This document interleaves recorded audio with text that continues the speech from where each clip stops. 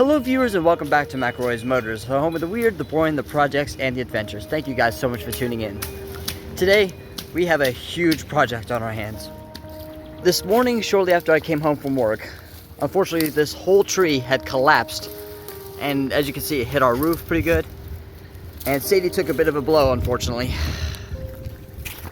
Thank God this is just a plastic body panel, but even so, there's got a bit of a smashed windshield right here.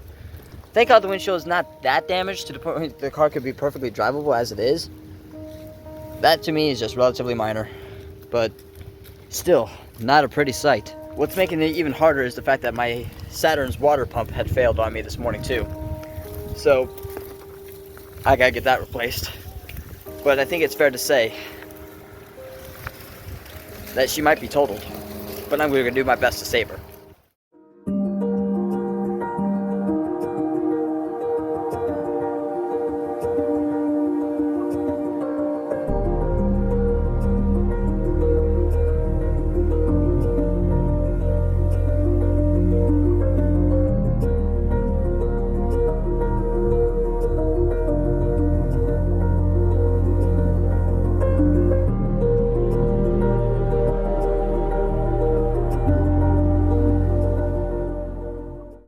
That being said, viewers, I know there are some people out there that will probably think I am completely mad for wanting to rebuild my 1997 Saturn SL1, a disposable car that is nearly 30 years old.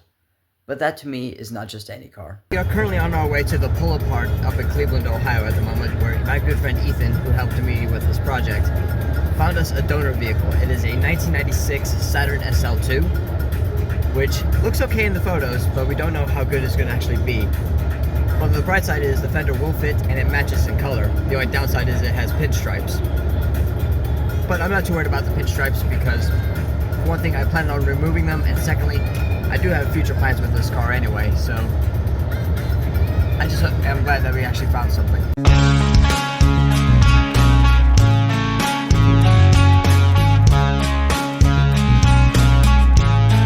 If any of my YouTube viewers thinking that strapping a 40-gallon tote to the roof of my car was a bit unsafe, just know it's quite common here in the United States.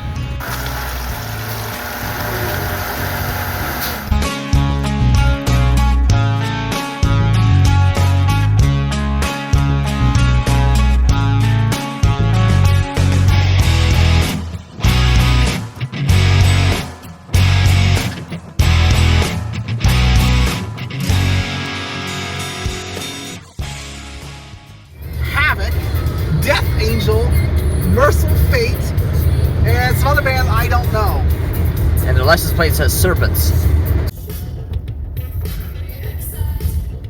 Turn left, then the destination is on your right.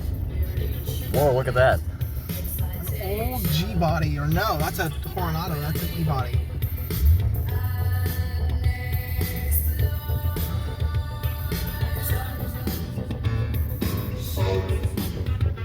Old Park Avenue. We just found this 1978 Lincoln Continental Mark V, and Ethan right now is taking apart the steering wheel because it has something that he needs. But man, it's a shame there's not much left of the interior. No literature, nothing. Just when I thought my windshield was messed up. Oh dear.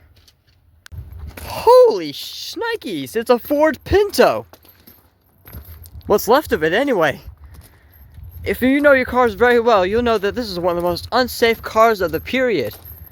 Famous for catching fire if rear-ended because of a faulty gas tank design. But Jesus Christ! I think this is one of the last ones ever built because it has a different grille than the ones sold in the early 70s. See if I can find out what year it was built. If at all. September of 1978. That's just like how they crossed out Mustang and put Pinto in place. Wow. Well, we finally got to the Saturn where we're getting parts for. It looks like somebody beat us to it. That is such a shame. Saturn issues aside, we did find some old gold here. Ethan found this 1983 Lincoln Continental Mark VI. We got an old Thunderbird right here. Another 73 Continental. Sweet old Jaguar XJ. Not sure if it's an XJ12 or an XJ6, but I'm guessing it's a V12. Yep, you can see remnants of the V12 badge right there. We got a Mercury Capri, built in Australia. And behind that, we got an Audi A4 station wagon, which is extremely rare here in North America. Having admitted partial defeat, Ethan and I decided to stop here at this Guatemalan place. It smells really good in here. Oh look, it's a picture of Anthony on this clock. Ethan and I both have a thing for trains, as well as cars. But my other thing besides trains is forklifts. Boy, do I wish I could save that thing. Ethan just got off the phone with a local scrapyard. Where did you say it was located? It's here in Cleveland. It's here in Cleveland. And they're open till when? 3 o'clock. He is the hero of the day. Sure, it doesn't match the car's paint, but I'll take what we can get because of how rare this car is. Ethan, you're awesome, man. You are awesome. Yeah, we know. We know how I fix things. Yes. I found you. The only catch is they're only open until 3, and it's currently almost 1 o'clock now, so we gotta eat and dash. Just wanna be with you.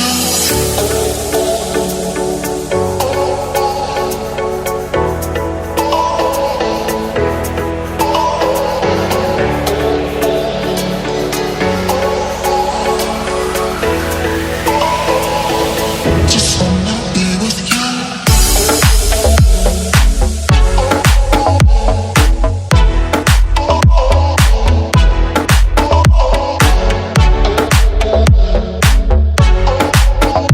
Well, we just arrived here at the Cash Auto Parts here in Cleveland, Ohio, and they had a fender for us.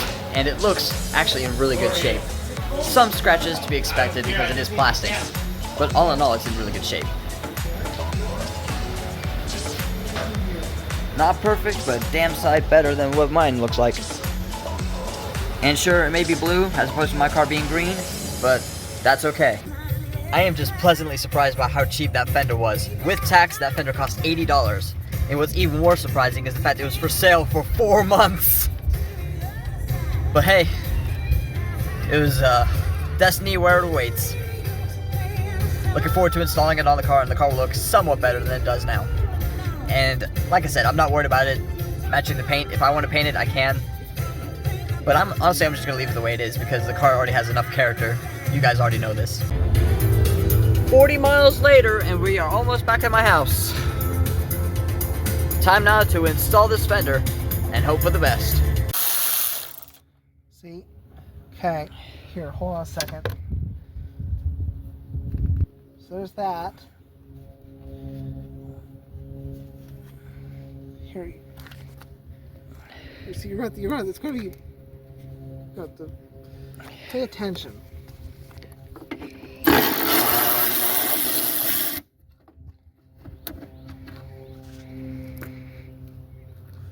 That. I shall be in charge of the nuts. It's my specialty. Oh, don't you be so sure about that.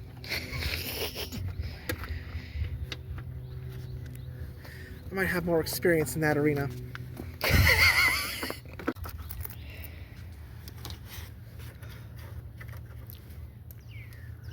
See, here. Grab that little. Well, okay, why don't you open the car or something, put those in somewhere? Yep. The old fender is off. Time for the new one to be put on. Or as I like to call it, a trans-fender operation. I'll be a monkey's uncle. This thing's starting to look better already. We just gotta put the nuts and bolts back in to the right holes. We just finished bolting up the new fender. And honestly, it looks night and day different. It's got a couple scratches on it, like I said before, but with this car, you have to get what you can get, especially when you have a car that was only made for a certain amount of time. Because the Saturn was changed 3 times during its life cycle, from 1991 to 2002. The first generation went from 91 to 96, well, 91 to 95. The second generation, like mine, went from 96 to 99, and the last generation went from 2000 to when the car ceased production entirely in 2002. I was also able to save the old Saturn badge from the old fender. So if you guys want it, feel free. All you have to do is subscribe to my channel, and whoever becomes the 1000th subscriber will officially get this as a treat signed by me. I just give this car maximum credit here because this thing is being to be tough as old bolts. Survived a 2,800 mile road trip with a tote strapped to the roof. Survived a tree falling on it. What's next? Alrighty viewers, we are now on my way to my favorite auto parts store in the world, AutoZone, to pick up my new multifunction switch, as well as a new water pump. The water pump won't be in until tomorrow, but hey, better late than never. But can we just take a moment just to appreciate SADIE for a second? I think we need to. But for once, you guys will get to see me drive my grandfather's 2016 Jeep Compass. A vehicle that I'm not very fond of. And why? Well, when you think of Jeep, you think of something with four-wheel drive. This thing is front-wheel drive. With him having no four-wheel drive in a Jeep, that to me is kind of crazy. I remember when he first got this thing, I said to him, "Do you see my logic with this?" And he's like, "No, what is your logic?" You bought a Jeep with all the bells and whistles on it, so it's like meeting a very pretty girl. She's funny, she's witty, she's clever, she's pretty, she's everything he ever wanted, but she's got a penis longer than his. I've said my piece. Plus, this Jeep also has a CVT transmission, and I absolutely hate those. But either way, let's get to AutoZone. This thing has also had a check engine light that doesn't seem to want to go away. It's been on for, I think, the 5th time in the last 6 months. All for the same problem. And it's some kind of evaporative issue. And what's even scarier is to think that this Jeep only has 60,000 miles. Which is nothing for a vehicle that's 10 years old. But it is what it is. It's not my car, not my problem. And despite the tree actually falling on this car too, we thought for sure that the sunroof would have been damaged. But the sunroof works just fine, so I guess that's a win-win. But the reason why I don't like driving this Jeep is because I feel like you're just buying it just so you can say, I have a Jeep, as opposed to having that off-road capability that Jeeps are so well known for. Whenever I see that check engine light on this Jeep, it reminds me of that meme. This little light of mine, I'm gonna let it shine, let it shine. I actually got pulled over not too far from here from having all those stickers on the back of my car. The cop said it was a bit of a distraction. I just want to know what he was thinking because this Jeep right here, this black one, has all those ducks on the dashboard. I've been seeing that a lot too around here. I'm surprised cops do not pull Jeeps over for that reason alone, but it is what it is. I may criticize this Jeep a lot because it has a CVT transmission and the fact that it does not have four-wheel drive. But if there's one thing that this vehicle does have that I enjoy quite a bit, especially living here in Northeast Ohio, something that my Saturn does not have, but I wish it did, is heated seats. Whoever decided to put those in a car, you're not just a god, but a blessing. Oh my god, I love me some heated seats.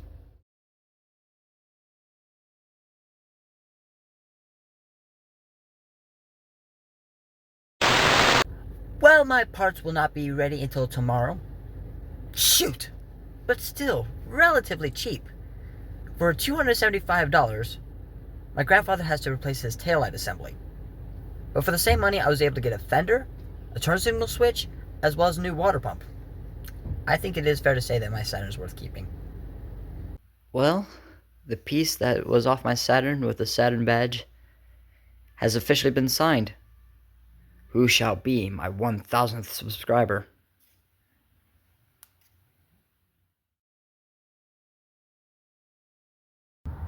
Alright, it is now day 2 of this project. You may recognize that beige Chevrolet Malibu that's behind me. If you recall when I had to replace the alternator on SADIE, my friend Brandon Delaney from middle school came by and installed it for me. So he is going to help me install the water pump as well as replace the multi-function switch and get this car back on the road again.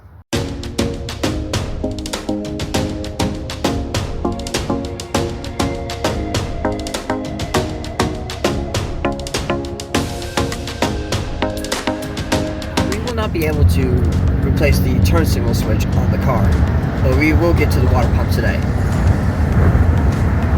But as one of my viewers says, the SADIE saga definitely does continue.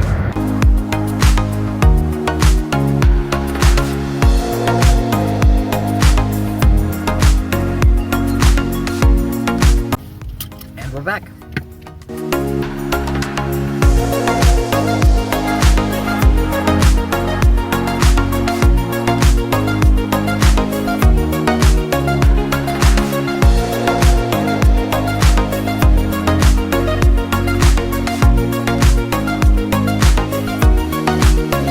Since Delaney is currently working on taking off the fender lighting, I will say this though.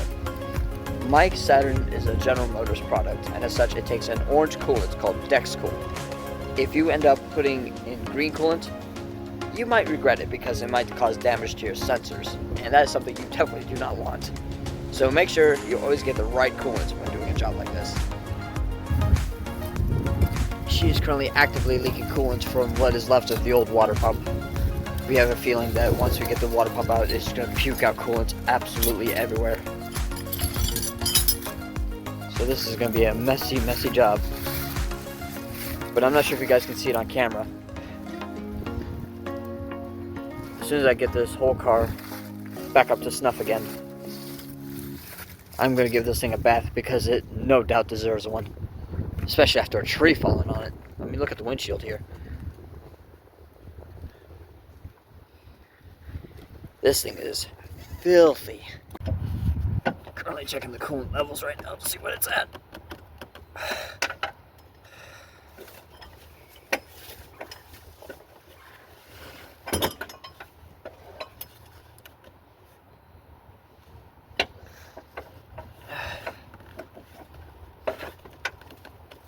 Come on. This is hard work. I am going to have a hernia by the time I get this cap off. You could wait until I get to it. It's on pretty tight.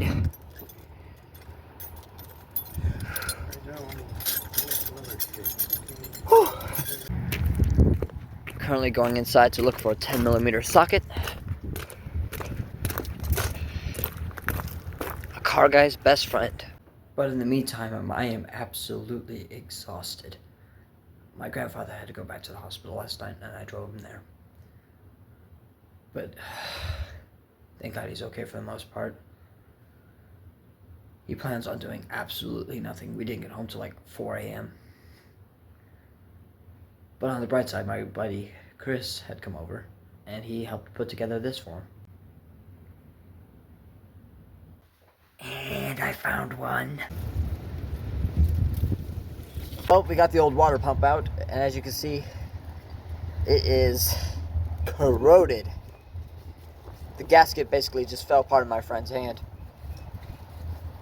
I have no idea how old this water pump is, but I'm going to guess anywhere between 15 to 16 years old. It does not look original.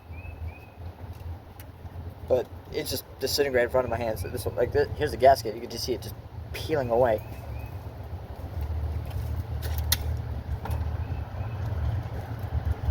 And of course, it's soaked in coolant. Oh.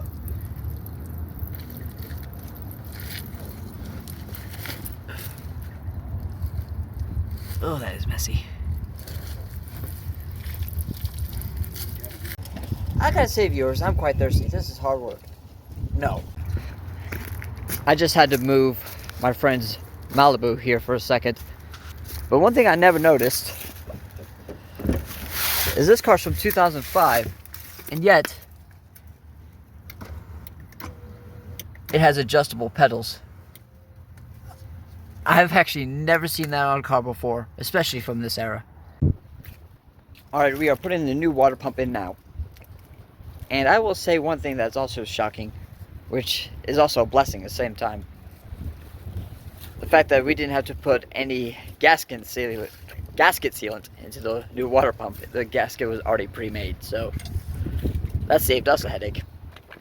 My buddy Jason came by about 4 days ago, and he bought himself like a whole pamphlet of stickers off Temu or Etsy or whatever it was. He got like 300 stickers for like 20 bucks, and he gave me some. He gave me that one. Don't ask about that. He gave me the bad example. Everything's fine. Can't fix stupid. Safety third. No weenies allowed. What else did he give me? Oh yeah, back and body hurts. If I die at work, please place my PPE on me. Downloading If you need me, I'll be in my office. And of course, that one that says I pooped today. Don't touch my car. And of course, this one here, which is my favorite. Hey, you dropped this. And of course, I added more decorations to it because why the heck not? And if you go down to the comment section and say that this car looks crazy, just know that you're absolutely right. It does look crazy. But this car does not have a touchscreen. It has character, and that's more important than anything else. However, I am still in complete amazement that this car survived a tree falling on it. I feel like this is a plastic fantastic version of Top Gear's indestructible Toyota Hilux. We are putting the new water pump in now. My friend here said that he had a bolt in his mouth and now he tastes nothing but antifreeze. That's how you know you're a real car guy, if you can have a diet of meat, vegetables, and antifreeze. What could possibly go wrong? We are now on the finishing stages of installing that water pump. Then we gotta do is install that pulley right next to that box, reattach the serpentine belt, and then top off the coolant, and the car should be good to go. I told you that thing was on tight.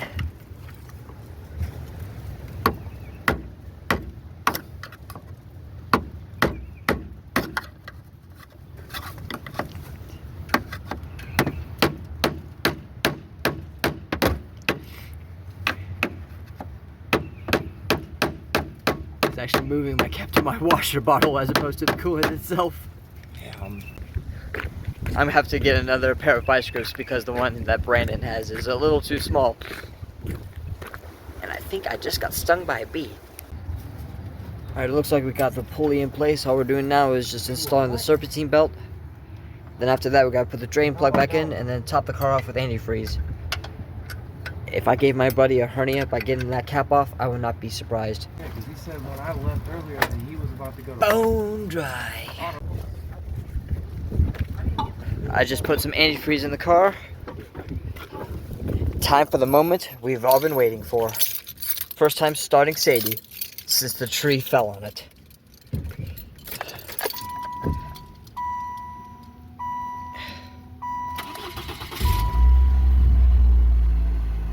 Runs like a top. Doesn't even groan or anything. I just drove the car to the nearest gas station and the car did absolutely perfectly, which is frankly no surprise. But my golly, this thing is such a survivor. I cannot believe that.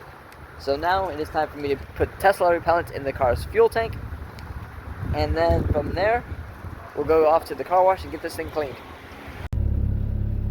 While I was getting fuel for the car, I met this really interesting gentleman whom I've never caught his name. God bless his heart. He fought for our country for the Vietnam War.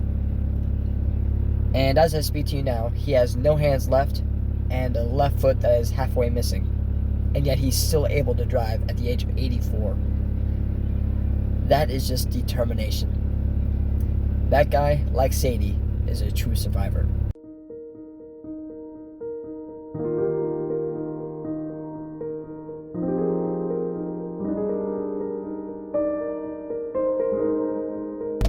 Time now to go get this thing cleaned up, because like I said before, this car definitely deserves it. Thank God I don't have far to go. And we're here.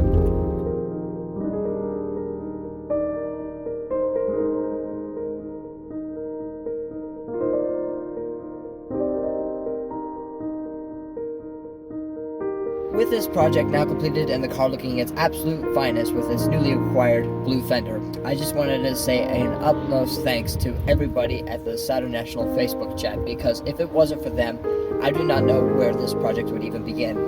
I want to give a massive thank you to Caleb Dunlap and James Brodowski for putting together this club, because if it wasn't for them, I do not know where this project would even begin, let alone end. And also I'd like to give a massive thank you to my good friend Ethan Songri, who came all the way up from Dover, Ohio, drove an hour north all the way up to Akron, and then drove another hour north to Cleveland to go help me source the fender, as well as bolted back on. So massive thank you to him. I'd like to give a massive thank you to my friend Brandon Delaney for his help with the replacement of the water pump. And sure, we didn't get to the windshield wipers yet, but at the same time, we're going to get to it. And the car drives its absolute best yet, and there's no more droning, so it's a win-win in that case. And to my viewers at home, I just want to say a massive thank you guys so much for watching. If you like this video, feel free to smash that thumbs up icon and like this video. Comment down below in the comment section and tell me what your favorite part was. Don't forget to subscribe for more content if you haven't done so already, and I'll see you guys in an upcoming adventure. Take care, everybody.